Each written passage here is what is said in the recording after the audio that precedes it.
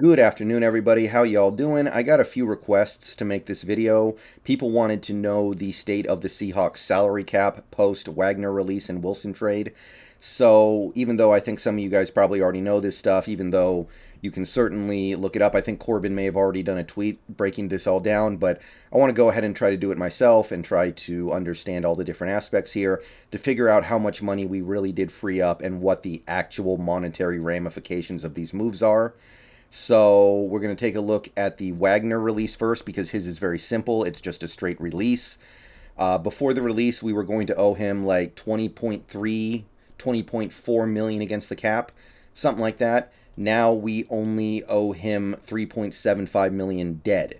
So the savings from the release of Bobby Wagner are about $16.6 million. $16.6 million. And that massive amount of cap relief, I think, pretty much speaks for itself on why this release was prudent and necessary. And since there's really nothing else to talk about the Wagner release other than that 16.6 million in relief, I want to take a couple minutes to address some of the Bobby Wagner stuff because I've gotten some comments ever since Wagner got released where people seem to really be confused as to why I think that Bobby Wagner is over the hill, why I think that he's not worth that much, why I wanted to release him. I even got some people who are actually angry at me because I say that Wagner's not that good anymore. I even had some people try to say that Wagner just had his best season because he had a career high in tackles, and I'm sick of that take, so I want to freestyle for a minute here because I have a couple of minutes because there wasn't much to say here. So let me try to explain this. Tackles don't actually count for that much in the NFL. In fact, I'd say without context, they are borderline useless. The reason why Bobby Wagner had more tackles this year than he ever had was because the defense was constantly on the field, and they would constantly give up 10 play, 12 play, 14 play, 15 play drives. So Bobby Wagner is able to pad his tackle stats because he's on the field so much for a defense that is on the field more than any other defense. Is that individually impressive? On some level, yes, but it's not actually helping us win. In fact, it's evidence that he's not helping us win because while he is making those tackles, he's not actually helping the team get off the field and getting the offense back out onto the field. And why is that? What are the plays that defensive players can make that get your defense off the field? Sacks. Bobby doesn't contribute there. QB pressure in general. Bobby barely does that. Good coverage. Bobby can't cover anymore. Trust me, he's not any better at coverage than Jordan Brooks is at this point. The only difference is Brooks is playing the will and Bobby's playing the mic, so you don't notice it as much. So at the end of the day, smart teams with the right personnel are able to completely neutralize Bobby Wagner. And what I mean by that is Bobby Wagner is still probably a pretty good player against the run, although his lack of tackles for loss is pretty damning. If you look it up, Bobby Wagner is one of the league leaders in overall tackles, but he's not even in the top 100 in tackles for loss. I'm not going to list all the inside linebackers, all the off-ball mics that have more tackles for loss than Bobby, but the list is quite long, including several players who have far fewer total tackles than Bobby. So that tells you that while he is racking up tackles, those tackles are not having the big impact that other players are having with their tackles. And at the end of the day, when it comes to passing plays, I don't think Bobby's any better than replacement level because he can't cover and he doesn't contribute as a pass rusher. So all you really have is a guy going through the motions, not really able to do anything at a super high level in that regard. A couple years ago, we played the Buffalo Bills. The Buffalo Bills decided we're not even going to bother running the ball very much. We're just going to come out and pass, pass, pass. And Bobby Wagner was completely irrelevant in that game because of it. So if a player is that easy to make irrelevant in a game, if it's that easy to scheme him out to where he's basically just a jag, then you're not elite, you're not one of the best in the league, and you're not worth $20 million. Bottom line, period. All Bobby Wagner really was a tackle farmer when it came to the actual plays that you need to make in order to actually get off the field, get the ball back to your offense. He really fell short. He would average like one turnover a game. He would get maybe a couple of sacks a season, get very, very minimal involvement in the pass rush game. Is some of that stuff not his fault? Sure, I guess. I know some of that stuff is not his game, but then that's an intrinsic flaw in the way Bobby Wagner plays. So Bobby Wagner did not just have his best year last year just because he had more tackles than ever. I think it was actually a relatively low impact year for Bobby Wagner.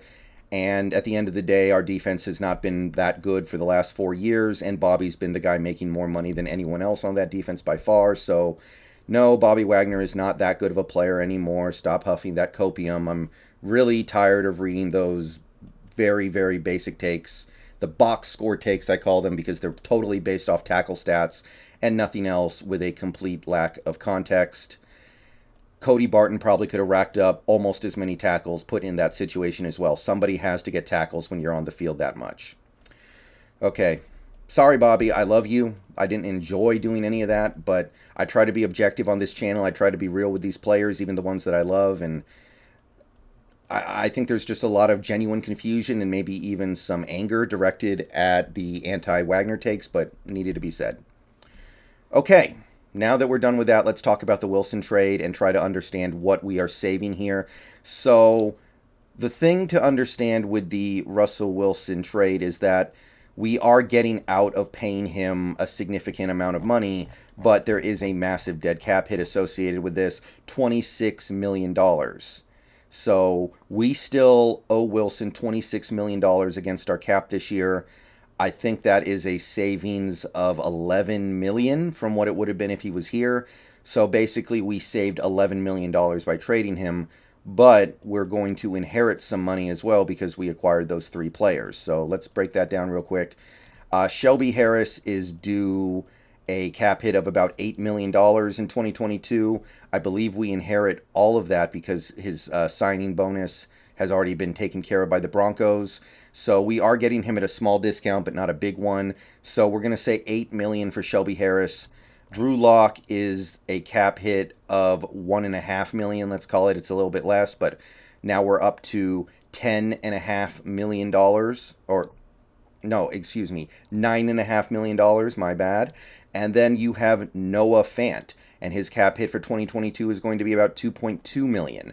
So when you do the math, you'll see that the savings from trading Wilson and the costs you take on for the players that you got in the Wilson trade are just about equal.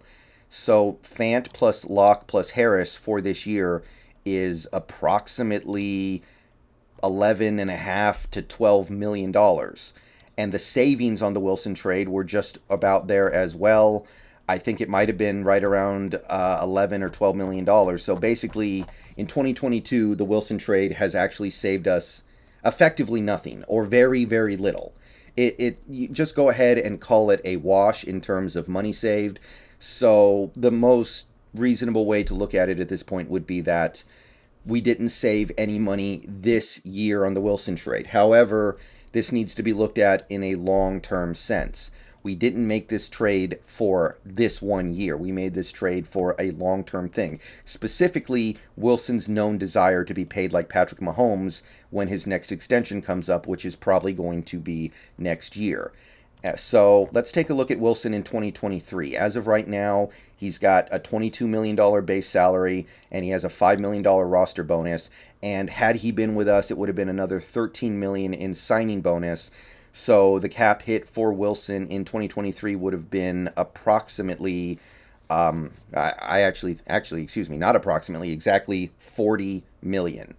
And now that cap hit goes to zero because the dead money's done in 2023. So $40 million in Russell Wilson money that you don't have to worry about. Plus, by the way, you don't have to worry about the extension that he wanted, which would have been in the realm of $50 million a year. It would have been backloaded, obviously, so it wouldn't have been that bad at first, but it would have gotten pretty big. So you're also getting out of that $200 million commitment that you would have had to make if you kept Wilson in 2023. So Shelby Harris in 2023, his cap hit is $9 million. So there's no dead money if you release him because the signing bonus is all done. So you could release him and pay him nothing, which is nice flexibility. But for the sake of argument, let's say we keep him. So that's $9 million. Drew Lock is a free agent. We don't have to worry about that. He's out of here, so no money there. And then Noah Fant has a fifth-year option that I think we will pick up for less than $7 million.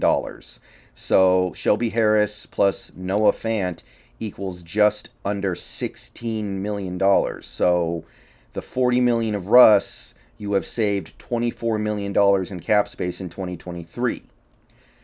And that's where the real savings come in, because also, like I said, you don't have to worry about Wilson money in 2024, 2025, which you certainly would have if you kept him going into next year, because next year he's not going to play on that last year of his deal. He's going to want a new contract. So that is where the meat of the savings here comes from. And by the way, in that Wilson trade, we also netted a bunch of draft picks. Those draft picks are going to be very cheap. All rookie deals are. Even if the first round pick we got from Denver next year were to somehow fall in the top 10 again, which I think is very unlikely, but even if it somehow did, that player would be quite cheap in that first year. So even if you include the cost of the draft picks that we got from the Broncos, you're still looking at significant 2023 savings. That, to me, is the right angle to look at this from if you're thinking about this from a salary cap, looking at it through a salary cap lens.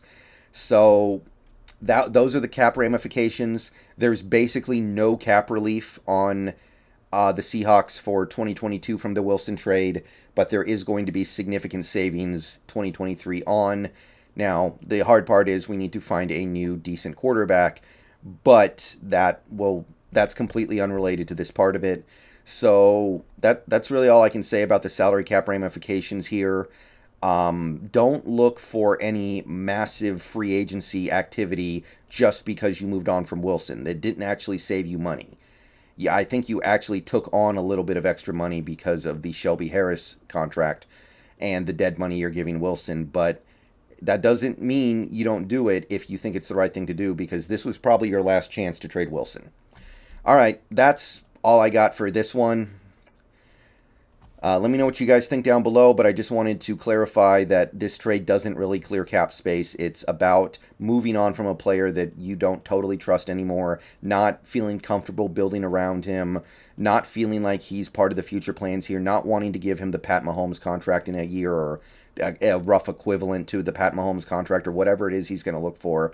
So this is not going to open up our books to the point where we can buy all the best free agents. No, that's not happening. Maybe that'll happen in 2023, but for the moment, our salary cap situation is good, but the Wilson trade was not for that. All right, see you guys later. Go Hawks. There will be another video. Because of the Wilson trade, I had to move some things around a little bit, so there will be 2 free agency primer videos today. I posted one this morning. There's going to be another one posted this afternoon. There will be another stream with the Hawks Nest, this time on his channel tonight at 7. So if you're not already subscribed to the Hawks Nest, you should do it so you can watch our stream. We're going to talk more about the Wilson trade. We're going to talk probably some D-Watt, probably some free agency. We're going to cover all the typical Seahawks topics. But see you guys later. Go Hawks.